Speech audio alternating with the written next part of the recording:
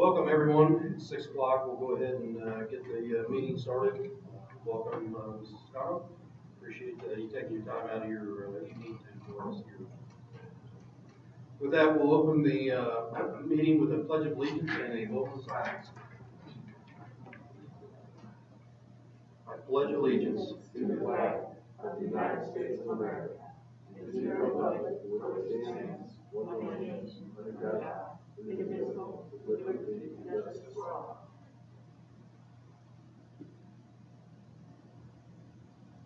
Thank you.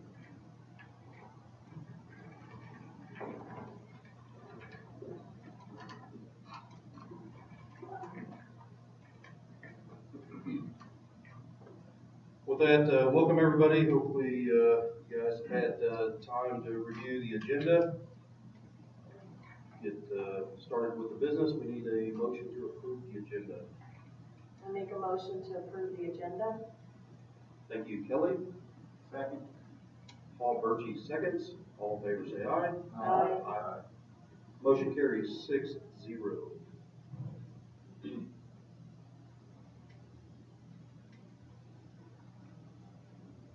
Next item on the agenda is any public comments on any agenda item. Is there anybody here that would like to comment? It's here because you have to.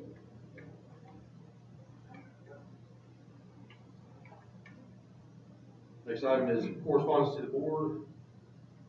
Show nothing.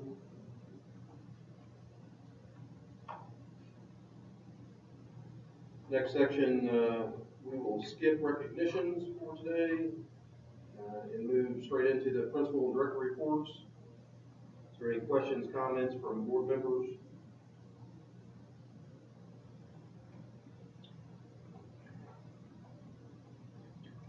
Okay. Next item on the agenda is the MSBA report.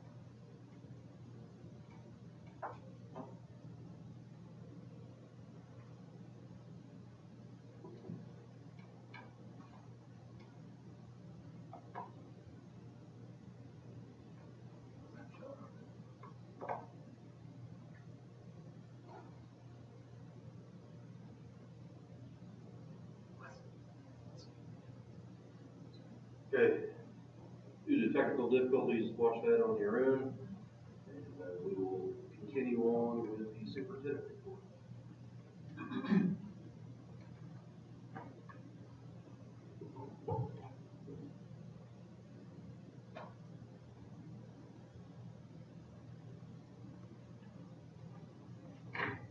Well, good evening, everyone. Thanks again for those joining us this evening on this balmy January evening. Just going to kind of breeze through this report. As the board is aware, we've had quite the challenging week here at Valdosta Schools. Since the first time, really since COVID reached our district, we did a shutdown of Whiteman Elementary last week, followed by a shutdown of all buildings beginning on Friday. And we've extended that for Tuesday through Friday this week. That has been exclusively related to the health conditions of our faculty, staff, and students. We're running a sub 80% attendance rate with our students, and we're having challenges in a lot of different areas, from our administrative ranks to food service program that was hanging on by a thread, and then of course our classroom. So with that shutdown, we chose not to deploy virtual learning during those times, and that was primarily related to the health conditions of our teachers. There were some challenges there that caused some problems, and then the other issue was with about 20% of our students already being under the weather, we felt like there was some complications with trying to deploy that virtual. So we'll look following our winter months, see how weather impacts our makeup days, and we'll roll out a final makeup schedule for the with that, we're hopeful to be back next Monday. We're tracking that every day with our administrative team, our directors, and our head nurse, Nurse Wisman, to just kind of make some informed decisions on that. I will tell you, we're not alone. There are a lot of, we've actually been almost lockstep with Warrensburg with their closures and a variety of other local districts. So nobody has a crystal ball, but we're hopeful that we're seeing kind of this elevated increase in cases that rose sharply. We're hoping that it will drop back off sharply, similar to what we saw in August. We'll keep you posted on that, and appreciate all of our employees for continuing to accurately report their status and allow us to make good decisions. For the board, we've had just maybe one or two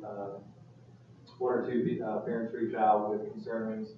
We've seen a little bit of, you see both sides of that on social media, but if you guys get approached by anyone, just feel free to send them our way if they are willing to talk, and we'll be happy to respond to them.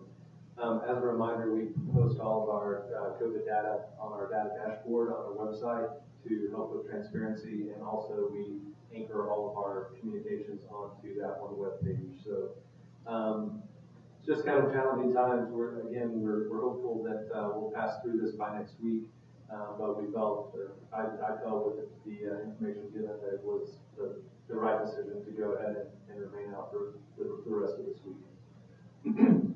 When we returned from Christmas break, we had a productive work day. Actually, things seemed pretty normal coming back from the break during that first week. Had a good day on January 3rd with a half work day and half professional development day for our teachers. We held our second of 5 planned community engagement town hall meetings last week. Session 2 was a repeat of session 1. I want to thank Mr. Coron for covering that in my absence. It sounds like we had another good turnout, or a decent turnout for that, around 15 new attendees for that meeting, and that sounds like everything went really well. So again, thank you, Mr. Coron.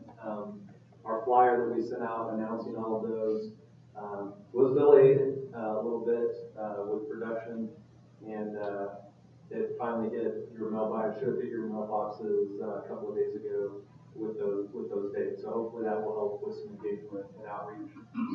We've also started mailing out our communication mini-series every Sunday night.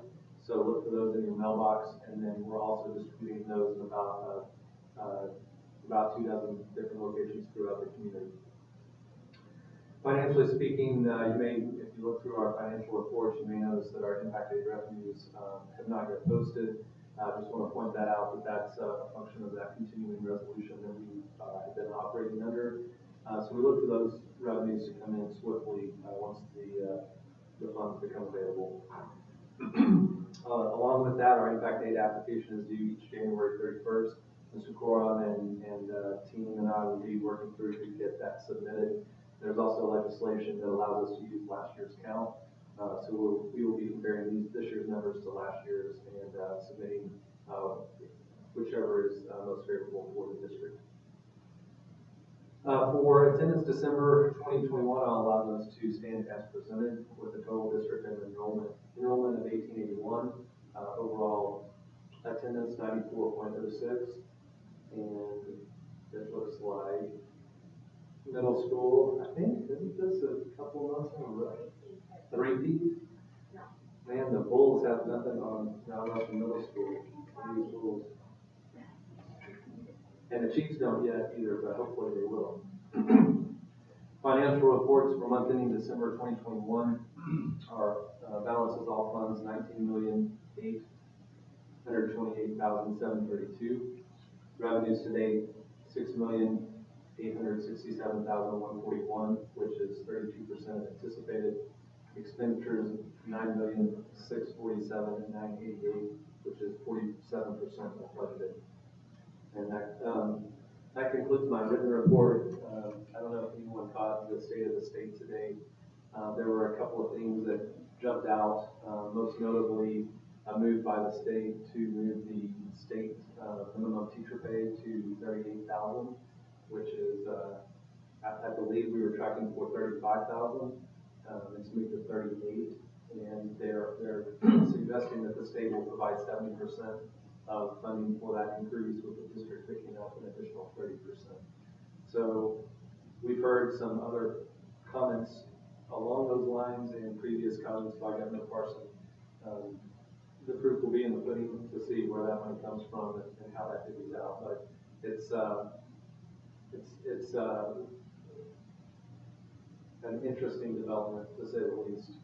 Currently, the state minimum teacher salary is $25,000, and it's been $25,000 for several years. So that's a significant jump up from that base, and it will absolutely have some very significant impacts in a lot of districts that are a long way off from that number. For us, if it comes to pass, it will have some impact, but it will not be highly significant. Other than that, funding for highway infrastructure that may be of interest to the district down the road. There was also funding for career technical centers for high schools, and then additional funding allocated for our community colleges for their career technical education programs. And those were kind of the highlights that jump out at me from the state of the state. I did not catch the president's press briefing today. It was simultaneous with the governors. So if you guys have any input there, feel free to share. And that concludes my report. Any questions, comments? Sir, I have one. The communication series you started sending out, I thought that was absolutely fantastic. That was very well written. And also, I received a flyer in the mail. It goes to the design team, but it was simple, accurate, concise, and I agree with it. Thank you.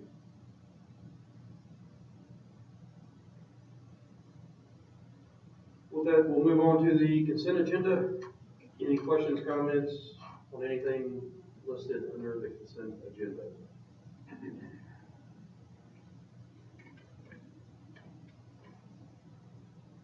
With that, so will the board move on? Need a motion?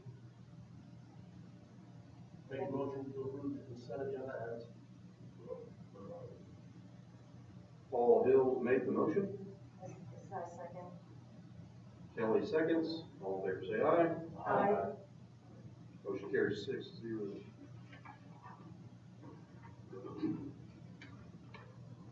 Start off new business. Any questions, comments on the bills as presented?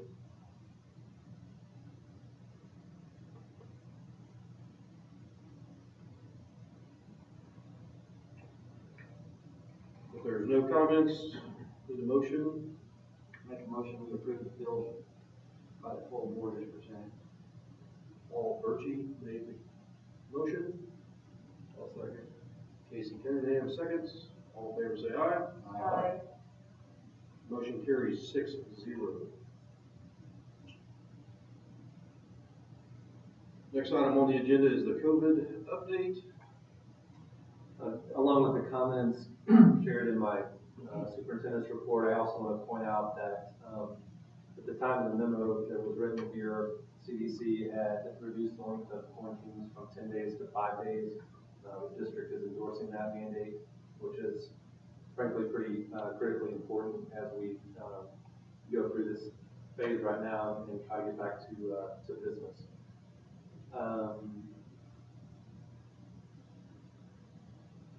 I think this is old data. It was written last week early.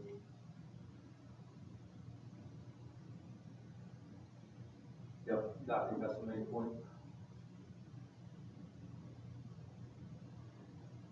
Any comments? The other thing that is not in the memo is we reimposed a family quarantine if there's illness in the home. We kind of reinstated the quarantine of that household. Try to remain consistent with the health agencies, although it county health department is pretty much disengaged right now because of new developments with their leadership, and then we continue to try to track closely with public health. But that was a little bit of I think it causes a little more disruption, but based on our data, we were seeing that's where the most highest prevalence is of transmission is in the household. So I think we can back off of that as we see our numbers start to decline, but that is something that we've put in place right now. Thank you. Any questions, comments, concerns? Next item on the agenda is the student information safeguards. Any changes? No, just a repeat to bring this back to the top of mind for the board. This is something that we implemented with Mr. Davis a couple of years ago. We carried that over with Mr. Polk, and it's something that really helps our administrative team keep a pulse on anything that could be problematic that transfers through our network. And it's one more thing to manage, but overall it has proven to be a very helpful practice for our district.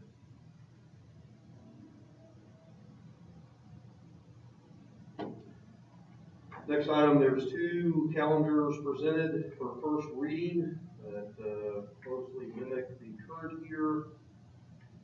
Any highlights? Yes. Just as a reminder, that new state law changes how we are able to start the year. So we start out with a full first week, which is a little bit of a heavy lift. Some teachers like it, some don't. But we have students coming back on the 22nd.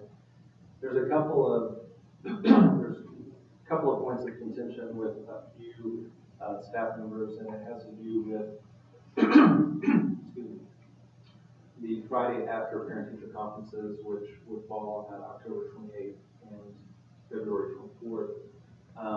The way that we have this, or have done this the last, I think, 2 years, we work that day, and the teachers actually get a workday credit for the parent-teacher conferences themselves, and then they get a credit for that day of work towards their teacher contract. There are some teachers that, with 2 night activities for the elementary in the fall, there's two night activities for elementary, one for the high school, and then in the spring there's 2 high school, 1 elementary, and there's a handful of folks that would like to take these days off. The reason we leave those in, if you look over here at our day count, especially in that first semester, we're looking at 78 student days, and there's just not another good place to put that in unless we break into either the Thanksgiving week or the Christmas week. The reason we try to keep those full weeks out is because you get to stack on the weekend ahead of both of those. We could break into those, but it's generally the majority of our employees do not want to. So overall, we continue to have a high level of satisfaction with this, but if you hear some grumbling, we're aware that those 2 days after conferences are, they stretch some employees a little bit. I'm sensitive to that on one hand, but also I know we have a lot of coaches and sponsors and other employees who are out multiple nights every single week, and they're able to manage. So I think it's one of those things where it's just different for some of our employees. We continue to look at that. We provided an opportunity for input on that, and that's something that, again, came out by, again, just a handful of employees. Otherwise, the 2 options, the main difference is we have one option that allows the spring break to occur here in March, as we traditionally do. The other option provides that break here in conjunction with the Good Friday, because that's a little bit earlier this week. And what we'll do is put those out from our employees. Otherwise, it's the same calendar we've run for the last 5 or 6 years. Any comments from the board?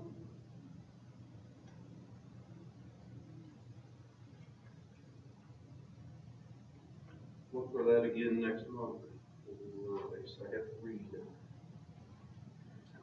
Next item on the agenda is the renewal for the medical. So the last 3 years, no news has been good news for the board. We've had that 0% increase on our medical health insurance plan for our employees. Unfortunately, we're not tracking favorably this year.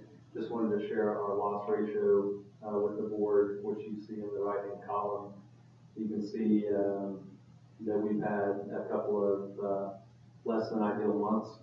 What that means right now is we're tracking for somewhere between a 12 to 18% increase in our medical insurance plan cost. While that's not ideal, I just want to make sure that the board balances that out, that we've had a 0% renewal for the last 3 years, and even had a max refund for one of those years. So in the long haul, it's not horrible, but it is definitely not good compared to where we've been tracking the last 3 years. What this means, just as a reminder, last year we did an early renewal at that 0%. This year we will want to push this out as far as we can, which will be probably April, before we make a final renewal on this plan. But we should expect that 12 to 18%. That will carry into the conversations we have with our employees on compensation increase. This has also been shared out with KNAT, and will be a point of conversation when we talk about compensation increases for next year. So just want to kind of put that as a shot over the bow for the board that we should expect to see a significant increase next year. Can you attribute any of this loss ratio to COVID? Yes, so I did not share there's a second report that shows the large claim summary. So we do have some data that shows a lot of the large claims and what is attributed to this, but we also know COVID has been an underlying consistent expense. And what we try to do is just look at what's the, were those one-time events with those large claims, or is that something that's persistent that will continue to impact our plan? And then we work with our broker at Buchanan to assess those, and then go back to Blue Cross Blue Shield and basically negotiate that renewal rate. But yeah, So it's really possible that we could not just be the only district. This could be nationwide, statewide, based on what's going on in the state. it is, and I mean it's just kind of the way it goes. We're a large group, we're going to have large claims, and it tends to balance out. But I can tell you there were a lot of districts that were envious of where we've been the last several years, and now it's our turn to kind of take that hit. But we do have, if you look at this most recent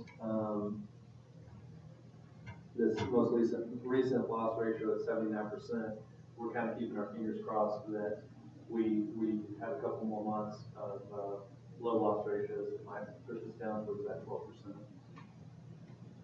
But no, it's nothing that is specific to our plan or our team.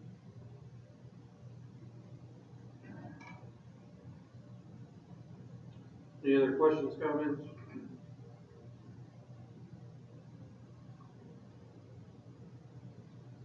Okay, that concludes new business. We'll move into old business. We need to circle back and approve a policy. Any questions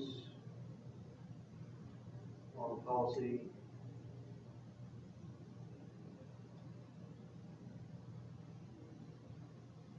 If there are none, we'll move forward with the motion. I'll make a motion to approve the new school board elections policy as presented. Second. Paul Dills made the motion. Paul Birchie second. All in favor say aye. Aye. Motion carries 6-0.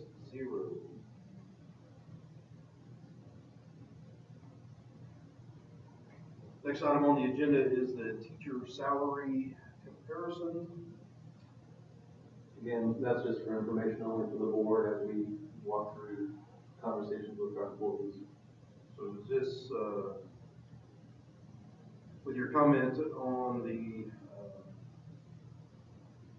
state of the state, is that going to, you think that'll affect? I do not anticipate that would affect this year. If it comes to pass, we're going to be close. So I think we'll wait until that actually comes to fruition. But as you can see, if you look down these starting salaries, looks like Harrisonville is the only district in our cohort that would meet that state minimum. And frankly, these are districts that offer a pretty competitive salary as compared to a lot of other districts. I think it's just something we'll look at. I would look, if that has come to pass, look at next year on the implication. Typically what we do the last several years we've been fortunate with our insurance renewal and have had some more aggressive base salary increases. With that insurance renewal this year, we would probably not be quite as aggressive as we have been, and then see what happens and be prepared for a possible big jump next year.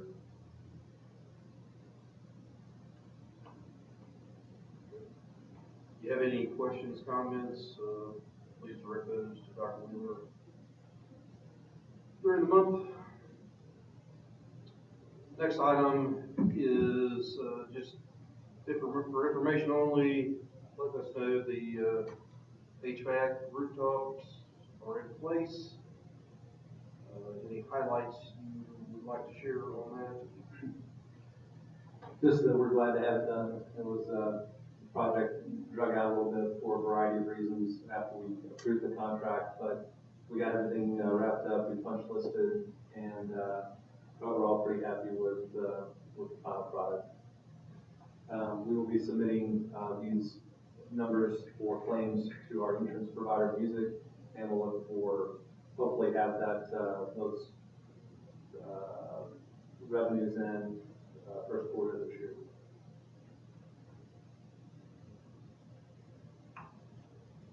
Any questions, comments from the board on the rooftop units?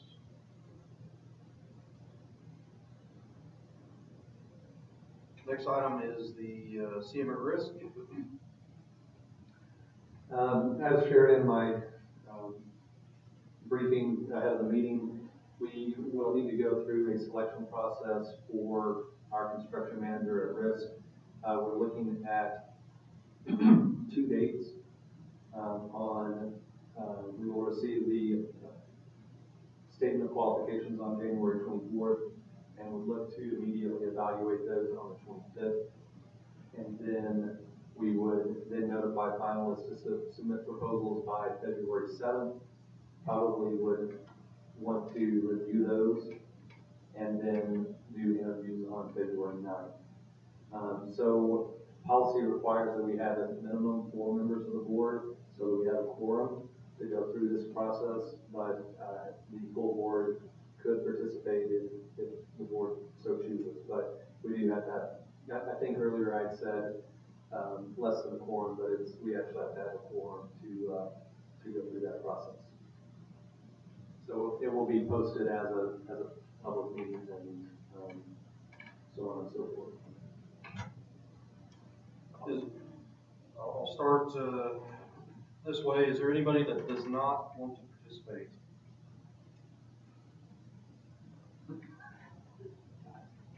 Is this going to be an evening or during the day? Well, we can do it either way. I anticipated during the day, but it's I understand the burden on the board, so we can slice it any way that we need to. Well, if it's during the day, it's a no for me, because you know we're having problems finding stuff that we need to do.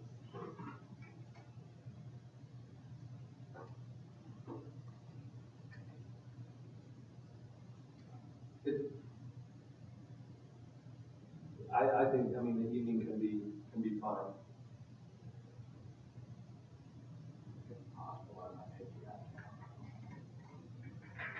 The 25th itself, I absolutely want to be on the thing, but the 25th, my wife, I have to keep her to the airport, going on vacation again.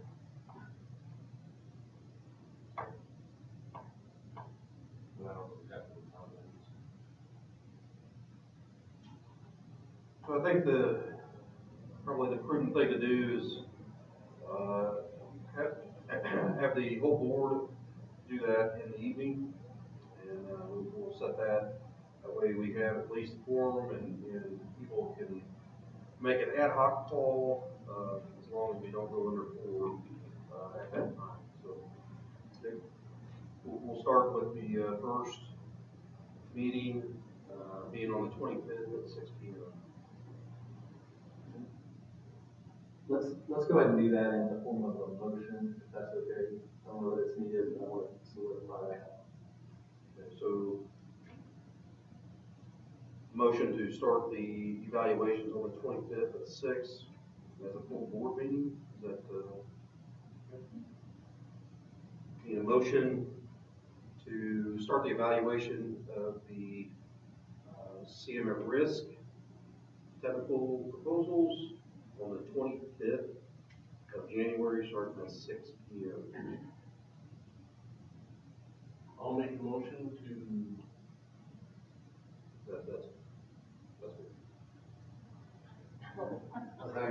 Paul Hills made the motion. Grant seconds. All in favor say aye. Aye. Motion carries 6-0. Thank you. You sent out a reminder. Yes, I will.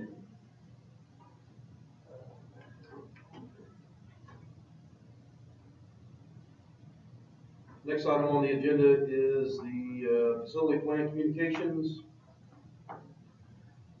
This is mainly just for second read again. This is the 10-part series that will be going out to that is going out to our community currently. And just let me know again if you have any feedback or comments, if there's anyone that wants to further discuss any point shared in that communication series. I'm happy to sit down with them, and I know Mr. Corn as well. How's the attendance on the last one? We had about 15 or so at each.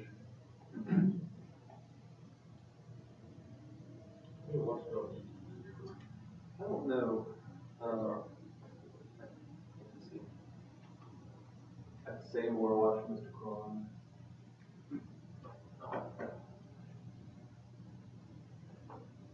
Less glare.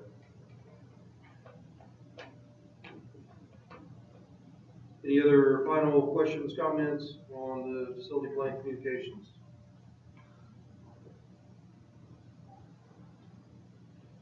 With that, that concludes our public session of the meeting.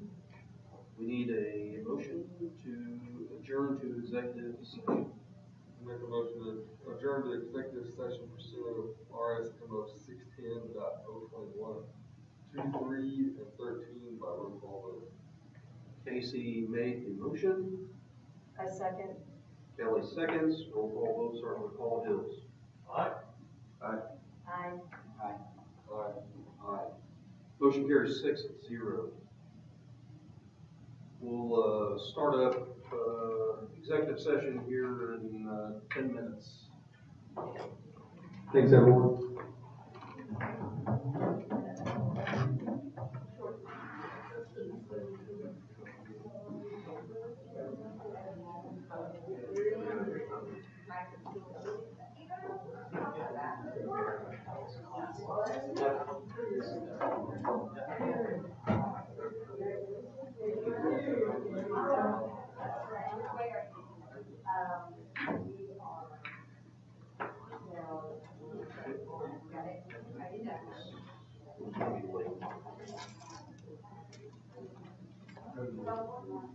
Thank you.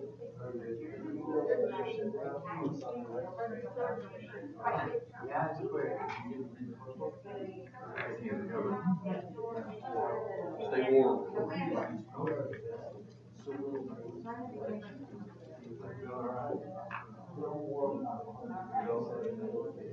Have a good night. Number 4.